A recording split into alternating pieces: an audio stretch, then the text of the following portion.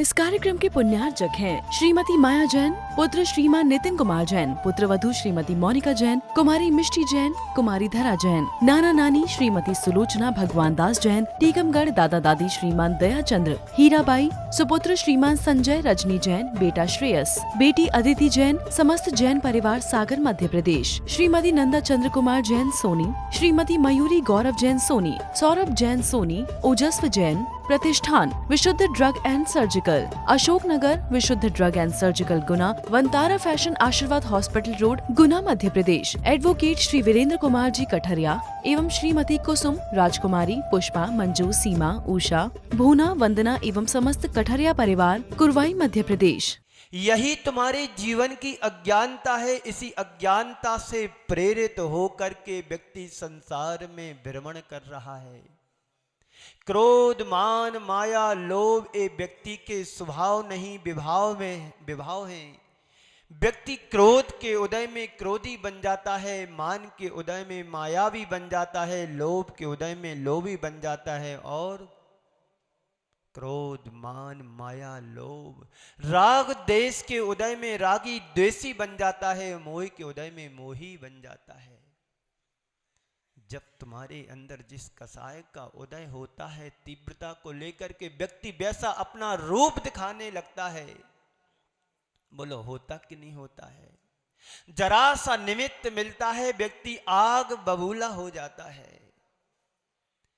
यह कहानी तुम्हारी ही नहीं है, हम सबकी यही कहानी है।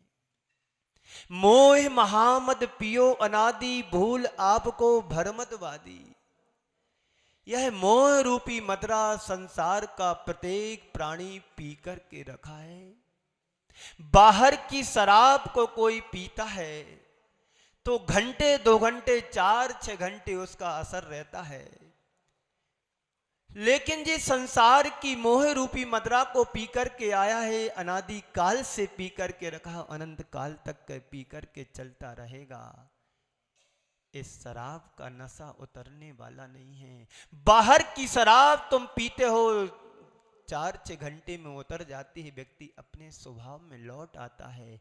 पर मोह रूपी शराब को जो पी कर के रखा है, उसकी शराब को कौन उतारेगा? एक व्यक्ति शराब के नशे में था और खटिया पर लेटा हुआ था। आपको पता है शराबी व्यक्ति की दशा क्या होती? कभी देखा हो रोल?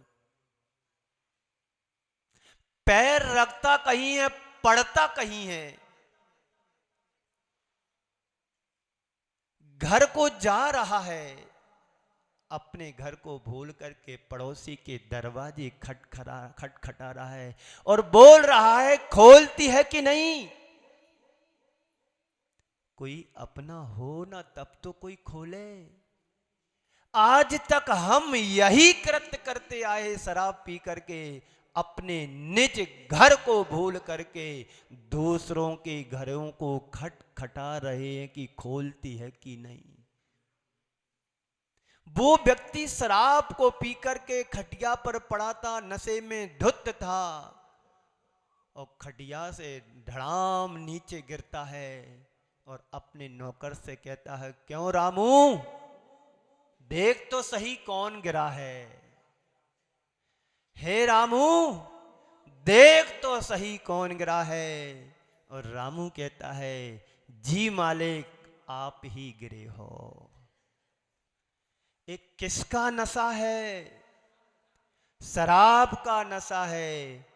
पर संसार का एक भी व्यक्ति शराब के नशे से आप प्रभावित नहीं है। सब नशे में धुत हैं। कोई मान के नशे में, कोई क्रोध के नशे में, कोई लोभ के नशे में, कोई माया के नशे में। है कि नहीं? बोलो। कोई राग, देश, मोह के नशे में। सब पी करके आए। कुछ लोग तो ऐसे हैं जो शराब पीते हैं ना, उनकी शुरुआत सुबह से शराब से ही होती है। लोग चाय पीते हैं, कॉफी पीते हैं, पानी पीते हो, काली पीते हैं। कुछ लोग की आदत बन जाती, वो शराब से ही जीवन की शुरुआत करते हैं। अपनी बात पर आते हैं। कल जो बात अपन ने अधूरी छोड़ी थी, आश्रा भावना कहती है तुम विभाव से बचो, स्वभाव में आओ। हमारी आत्मा का स्वभाव क्या है? जैसे जल का स्वभाव शीतलता होती है, शीतल होता है, लेकिन जल को हम आंच पर रख देते हैं, जल विभाव में परिवर्तित हो जाता है, गर्म हो जाता है, खौलने लगता है। पर जल का स्वभाव क्या है? बोलो, जल का स्वभाव क्या है? शीतल है। किसी का नाम शीतल रख दो और काम उल्टे करे। एक व्यक्ति का नाम ज्वाला प्रसाद जी था। क्या नाम था? नाम ज्वाला प्रसाद जी था, काम शीतल प्रसाद जी जैसा करता था।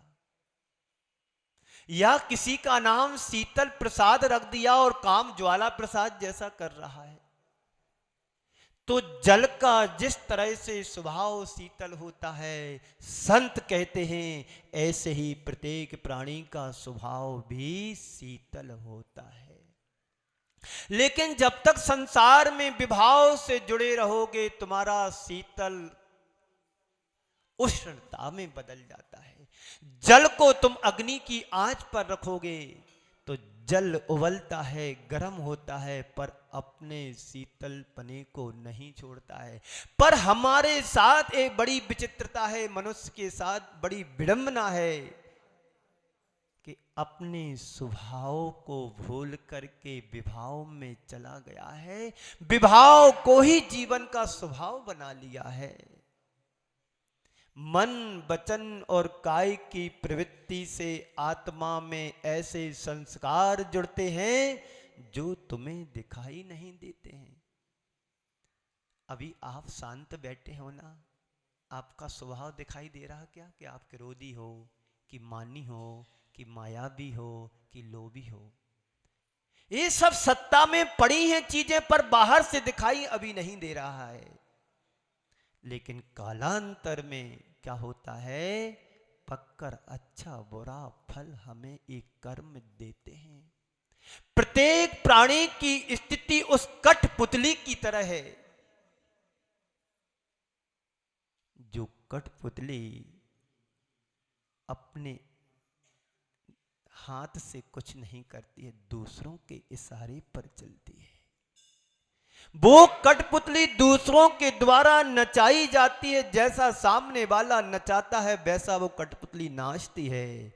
संत कहते हैं संसार का प्रत्येक प्राणी उस कठपुतली की तरह है जो कर्माधीन होकर के, कर्म से प्रेरित होकर के नचाया जा रहा है। जीव कभी मनुष्य बना, कभी स्त्री बना, कभी पशु बना, कभी त्रियंच बना, कभी देव नारकी बना। कौन नचा रहा है? हमारा अपना कर्म। कर्म बड़ा बलवान है। कर्म की ताकत इतनी अधिक है कि हर व्यक्ति कर्म के सामने आत्म समर्पित हो जाता है। बोलो, होता कि नहीं होता? कर्म के हारे हार है और कर्म के जीते जीत है। एक व्यक्ति शुभ कर्म को लेकर के आता है तो राजघरानों में जन्म लेता है, और एक व्यक्ति ऐसा कर्म बांधता है, नीच कुल में जन्म लेने के लिए अभिशप्त होता है। एक क्या है? कर्म है। संत कहते हैं अपने जीवन में अंदर झांक करके देखो, अंदर में झांक करके देखो कि तुम क्या हो और मुझे क्या होना चाहिए था। बात समझ में आ रही है? बाबूजी पीछे आप लोगों को आवाज सुनाई दे रही? तुमने जो जीवन पाया है, बड़ी सुंदर रूप पाया है, स्वस्थ शरीर पाया है, तो क्यों पाया? कर्म के द्वारा ही पाया है। अच्छा बुरा परिणाम देर सवेर हमें मिलता ही है अपने कर्मों का। उन परिणामों से बचना चाहते हो तो बस कुछ नहीं करना, सावधान होना है। आप लोगों ने पढ़ाई की स्कूल में, है ना? स्कूल गए कि नहीं गए? कई लोग तो स्कूल भी नहीं गए। जब प्रार्थना होती थी तो क्या बोलते थे? सावधान विश्राम, होता था ना? बस संत कहते हैं तुम अपने जीवन में कुछ अच्छा पाना चाहते हो, सावधान विश्राम। आज हमारा जो भी प्रतिबिंब है वह अतीत के कृतों का प्रतिफल है। मनुष्य बने हैं, जैन कुल मिला है, उच्च कुल मिला है, तो किसका परिणाम है? अच्छे कर्मों का अच्छा फल है। और आज जो कर रहे हैं उसका अनुभव या परिणाम तुम्हें भुगतना ही होगा। आज नहीं तो कल उसका फल मिलने वाला है। जैसी प्रवृत्ति वैसा परिणाम हमें मिलता है। आप एग्जाम देने जाते हैं, जो आप लिखते हो सही या गलत तुम्हारे द्वारा लिखा जाता है, उसका परिणाम तुम्हें वैसा ही मिलता है। पर बच्चे बड़े होशियार हैं, एग्जाम देने जाते हैं, भगवान से नमोस्तु करके जाते हैं, महाराज श्री भगवान मेरा पेपर अच्छा जाए। जब रिजल्ट खुलता है तो मंदिर जाते कि आज सुबह 8 बजे रिजल्ट खुलना है, भगवान मेरे को पास कर देना। पास तो तुम पहले ही हो गए थे जिस दिन तुमने पेपर लिखा था, अब तो परिणाम निकलना है। तो जैसा कर्म हम यहां करेंगे वैसा फल हमको मिलेगा। कल मैंने कहा था कि जो कैमरा सामने रिकॉर्डिंग कर रहा है, जो रिकॉर्डिंग जो एक्शन के साथ एक्टिविटी के साथ हम बोलेंगे कहेंगे वो वही रिकॉर्डिंग करेगा। बाहर के कैमरे में तो व्यवस्था है, प्ले कर लो, फॉरवर्ड कर दो, रिवर्स कर दो, पर कुदरत के कैमरे में जो फीड एक बार हो जाएगा वो कभी बदला। यहां पर तुम अपनी मन पसंद की चीज को निकाल करके देख सकते हो, और जो पसंद नहीं है या तो फॉरवर्ड करोगे या डिलीट करोगे। पर कुदरत के कैमरे में ये नहीं है, वहां तुम्हें जो तुमने यहां पर किया है वही तुम्हें देखने को मिलेगा और भोगने को मिलेगा। यहां पर तुम चेंज कर लेते हो, यहां पर कैमरा वाला कोई और है और रिकॉर्डिंग करने वाला कोई और है, और रिकॉर्डिंग किसी और की जा रही है। तीनों अलग अलग हैं, लेकिन संत कहते हैं कुदरत के कैमरे में कर्म करने वाला वही है, भोगने वाला वही है, और सब कुछ एक ही पर्सन है। इसी को बोलते हैं कर्म सिद्धांत। ये निरंतर प्रवृत्ति, जैसी प्रवृत्ति वैसे परिणाम ये निरंतर चलते रहेंगे। उसे ही भोगना पड़ता है। जब कभी भी प्रतिकूल प्रसंग आता है तो हम दुखी हो जाते हैं। बोलो होते कि नहीं होते? कोई अचानक घटना घट जाए तो क्या शब्द निकलते हैं? अरे भगवान, ये कैसा आ गया, एक कैसा जमाना आ गया, कैसी परिस्थिति आ गई, मैंने तो ऐसा किया ही नहीं था, अरे भगवान ये कैसे क्या हो गया। बोलो बोलते कि नहीं बोलते? संत कहते हैं यहाँ तो फिर भी व्यवस्था है, जैसा चाहो वैसा हम कर सकते हैं, पर संत कहते हैं यहाँ ऐसी कोई व्यवस्था नहीं है, यहाँ तो किया है वही भोगना पड़ेगा। हम शुभ करेंगे तो शुभ भोगना पड़ेगा, अशुभ करेंगे तो अशुभ भोगना पड़ेगा। जैसा करोगे वैसा ही तुम्हें परिणाम मिलेगा। अच्छे दिन आए तो बार बार देख लो, बुरे दिन आए तो डिलीट कर दो। ऐसा है जीवन में, अच्छे दिन आए तो बार बार रिवर्स करो, उसी चीज को बार बार देखो। मोबाइल में देखते कि नहीं देखते? जो प्रवचन अच्छा लगता है, जो फिल्म अच्छी लगती, जो रील अच्छी लगती है, उसको बार बार मन करता देखने को। 150 बार देखने के बाद भी फिर कहते और एक बार देख लो। सो तो रहे ही हैं, कल उठ पाए कि नहीं उठ पाए, एक बार फिर देख लो। होता ना ऐसा। और बुरे दिन आते हैं तो क्या करते, हटाओ इसको, डिलीट करो, काम का नहीं। अच्छे दिन आए तो रिवर्स कर लो और बुरे दिन आए तो फॉरवर्ड कर दो। है नहीं है ये व्यवस्था हमारे पास जीवन में। भोगना ही होगा, चाहे रामलाल हो या श्यामलाल हो, कर्म तो भोगना ही पड़ेगा। इसलिए सावधान, अलर्ट रहते हैं। पता है सप्ताह में 2 दिन नल आते हैं तो क्या करते हो, मंदिर आना भी बंद कर देते, काम बंद, बस डिब्बा डिब्बी बटोर के रख लेते, पानी भरना ही है। संत कहते हैं कर्मोदय में आए तो सावधान, नल आने वाला है नगर पालिका का।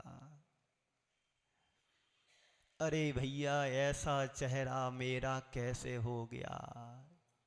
टीवी पे प्रोग्राम देखते हैं, अरे मेरा चेहरा ऐसा खराब तो था नहीं। भाई तुम जैसा देख रहे थे वही तो रिकॉर्डिंग करेगा। अब भगवान को दोषी बनाओ, भगवान ने थोड़ी चेहरा बनाया, चेहरा तो तुम्हारे नाम कर्म से मिला है। शरीर नाम कर्म के उदय से हमें सारी व्यवस्था फैसिलिटीज मिली है। तुम्हारी नाक भी अच्छी है, आंख भी अच्छी है, दंत पंक्ति भी बहुत मोतियों की तरह है और चेहरा भरा भरा है। तुमने ऐसा पुण्य किया था तो तुम्हें देवी जैसा चेहरा मिल गया।